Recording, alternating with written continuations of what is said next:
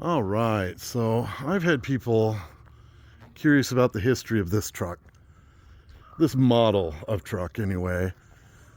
As anybody who has a military vehicle can tell you, you rarely get to know the history of the vehicle. When the government surpluses them, it's done. You don't get to know its history. If you're lucky, you'll find some unit numbers on it. You can research a little that way, but in general, when you buy a military truck, you don't get to know its history. But there is a lot of history I can share with you about the Canadian spec Dodge M152. To begin with, these trucks were built by Dodge of Canada, and they were for the Canadian Armed Forces. They were a command truck, radio truck, telecommunications truck, basically a mobile command post with big time radio capabilities. And I'm going to show you some pictures and kind of show those pictures side by side with the inside of my rig so you can kind of get an idea what was in those spots. The all military vehicle owners love are these data plates. And I am corrected by my data plate right here that says she was built by Chrysler Corporation of Canada in Windsor, Ontario. So not Dodge. So there's my first correction. Then we have these great data plates that show all dimensions, loading data, CG data, such cool stuff. And that number spray painted down there was the original truck number in the service, I believe. So, but I've never been able to find anything specific to this truck on the web. Another thing I want to say, these series of trucks are from the Dodge M series. They had a weapons carrier, like a pickup, shorter wheelbase called the M37. That was the highest produced model, I believe. They had a utility version with a utility body. That was actually a telephone truck for maintaining utilities. They had the most common one in the United States that's this exact same body, the M43 ambulance. And that's what the M152 is based on. But I believe in America they made several thousand of the M43s. The Canadian spec M152, they only made like 980 something of them, so not even 1,000. So she's a pretty rare bird. And unlike the M43 ambulance, since this was a mobile command post, forgive the steamed windows, it was a little chilly last night and I had some heat on inside this morning. You had to have 360-degree visibility. So the M43 ambulance, the American ambulance, has double doors at the rear, so the entire width of the back can be open, and it has a window in each door. And those are the only windows on the M43 cargo body. So the M152 is unique with all of its windows, and when you're seated inside, you have a clear view all the way around the vehicle. It's really nice. Even a window in the partition door. I believe the M43 has a window in the partition door too, but I can't say for sure. So since the back of this truck was jam-packed full of radio gear, it had two big antenna masts. This is where one of those antenna masts was mounted. It's to the rear of the driver's position on the left side. And I'll show pictures here of what those look like, extended. Coming around the back, it had a telescoping big antenna mast mounted right where this plate is. So these were giant, big old masts so that you could get a signal up way up there, clear the vehicle, and get good signal. On the driver's side, you have this original external power coupling that worked with the 24 volt. I don't have it hooked up anymore because I'm converted to 12 volt. And there used to be a spare tire swing-away rack that went in front of this door. These were where the hinged part of the rack mounted. And over here is part of the release mechanism. So you'd release it from the inside and push the door open. But that puts a big spare tire right there. It wasn't going to work out real well with real life. And mine was gone anyway, though I could have bought a reproduction. So instead of doing that, I fabbed up a swing away. My friends at Western Metal in Ellensburg actually fabricated it. This rear bumper and the swing away, they were my design, but they did the work of making it happen. And you can imagine how in an urban setting, when I park in a parking lot, if I had a big honking tire to swing out as well as my door, that wouldn't work so well. And actually it didn't work so well for troops either in a lot of situations. So the original model, you can see these two slots here and here.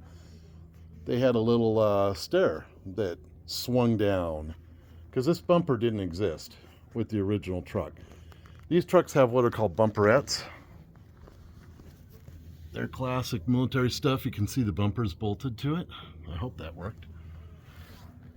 And so nothing was in the way of those ladders just tumbling down. I didn't have that little ladder, so no big loss there. But the inside of this rig, up against that forward bulkhead of these quarters, was a U-shaped desk I've seen in some pictures, and just a straight desk straight across, loaded with camera gear to a ceiling. And I'm going to show you some pictures right now so you can kind of get a perspective. When you look at those pictures, you'll see up in the left, the upper corner of the ceiling on both sides, there are these long running vents. They ran to blowers up in the cab that would blow fans, you know, fresh air to the back to try and keep the radio area cool for these guys. I removed that ductwork because it took away a lot of usable space for me. As you can see, I've got stuff hung on the ceiling. I got curtains there that are hung, and those would have kept me from making full use of this space. So that's why I took them out. Operators, as you'll see in the pictures, it was tight fit, but they sat here and operated the radios, etc. And all these windows had, each one had an individual blackout curtain. I have a few left that I could make patterns to make them again. And that was so that they could operate at night with the lights on in here and not be visible from outside the truck. They're really cool, and having an individual curtain for each window is kind of a cool idea. My curtains cover 2 windows at a shot, and I kind of like that. It's not too much trouble. So in the partition door, there's a little slot, and this slot was so they could hand messages forward and back to the cab, where they might have a commanding officer and a driver, etc., without flashing a bunch of light for night operations. The historic photos, you'll see there's a bunch of stuff bolted to the ceiling, and that was all gone. I just had holes in the ceiling where that stuff was. That was all cabling and antenna wire routing. I still have this little guy, which was for hooking up a mobile radio to the antenna array, which is pretty neat. And the back door had a switch that, if it was open during night operations, would immediately cut out the white lights in here and illuminate this red light. So again, they wouldn't flash and be seen from the air or anywhere if somebody was looking for the vehicle in the dark. I wish I still had a fitting in there, but I just have the red glass lens. It's so pretty, but I haven't found a fitting for it. So, what are you going to do? Underneath my relaxing little settee here is a big box that stored, well, it didn't store, it housed a gasoline personnel heater that was tapped into the fuel tank and kept this back toasty warm. It also caused a lot of fires, so I had no interest in that. Plus, I needed the storage space. I actually sold that heater to another guy who was, you know, doing a restoration, which is what most people do with these. Most people don't turn them into a modern resto mod like I've done. And yeah, it was kind of a unique piece to find, and I had everything for it. The only thing I didn't send along was the data plate, because I love those data plates. They're so cool. And here's that data plate. Look at how cool this stuff is. These were steel plates. It showed the entire wiring diagram for that component, the wiring schematic. Just beautiful stuff. And up above the driver and passenger side, on the sides, is where the big fans were housed. Now I've got my speakers housed in there, and it's more storage. So yeah, you can see how much space I gained pulling that stuff out. Of course, partition door, the slot. So that's pretty handy to pass messages. Something else that's uniquely Canadian is how tall this shifter is. That's a Canadian spec. The knob sits, you know, level with the windshield, and I just love that. And when I put in the new transmission, modified to keep using that because I love that high shift position. It's really comfortable when you're driving. Also, and this is standard Dodge M Series stuff, these gauges, the paint used for the numbers and everything is actually, they're like little radioisotope paint.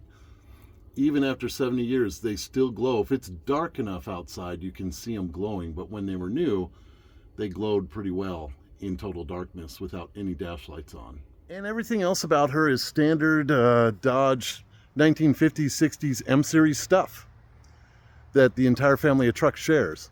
The interesting thing about the M43 and the M152 is, even the M37, is they were the first purpose-built military vehicles that Dodge and Chrysler created. Up until that point in World War II, they had just been supplying the militaries with civilian vehicles that were stripped down to Spartan and made a little heavier duty than their, civilian counterparts. And so they were just olive drab standard vehicles that had been beefed up a little bit. Whereas when Dodge designed the M series of trucks, it was a military only body. You couldn't buy these as a civilian until they were surplused, of course, ultimately.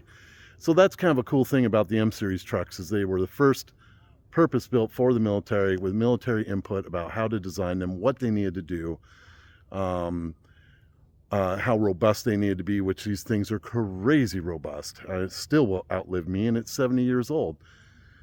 Just amazing vehicles. The build quality is just unreal. The hardware that's used in these is just amazing. I'm still using the original wheel bearings. They're gorgeous. Just the highest grade materials, and I just repack them every couple years. Unreal. And there's so many bushings and things that are brass and beautiful, and as long as you maintain them, they're going to last freaking forever. So yeah, Dodge M Series trucks. They've got a pretty strong following. They shared lots of parts with the civilian Dodge Power Wagon platform. So parts are generally not a problem to get until you get into specific body parts, certain things like that. But yeah, so that's what's special about Dodge M152. And I hope you enjoyed this little tour showing you what's unique about the M152 and telling you a little bit about what this truck was meant to do. And yeah, hope you enjoyed the historical photos too. I'll give credit wherever I can, if I can find it, for those photos. Have a great weekend.